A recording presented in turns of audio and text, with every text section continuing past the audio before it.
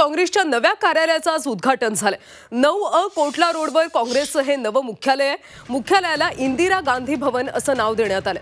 काँग्रेस अध्यक्ष मल्लिकार्जुन खरगे, काँग्रेस नेत्या सोनिया गांधी, राहुल गांधी, प्रियंका गांधी यांच्या हस्ते नव्या मुख्यालयाचं उद्घाटन करण्यात आलं। राजधानी दिल्लीमध्ये महाराष्ट्र काँग्रेसचे नेते सुद्धा उपस्थित होते।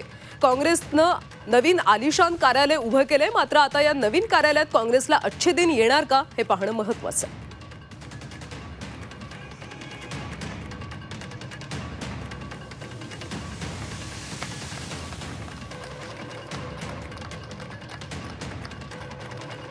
तर सुरुवातीला अकबर रोडवर काँग्रेसचं मुख्यालय होतं आणि अनेक दशकांनंतर आता हे मुख्यालय हलवण्यात आले। 9 कोटला रोडवर आता काँग्रेसचं हे नवं मुख्यालय आहे। इंदिरा गांधी भवन असं या मुख्यालयाला नाव देण्यात आले। आता या मुख्यालयातून काँग्रेस कशा पद्धतीने कारभार करते हे पाहणं महत्त्वाचं आहे।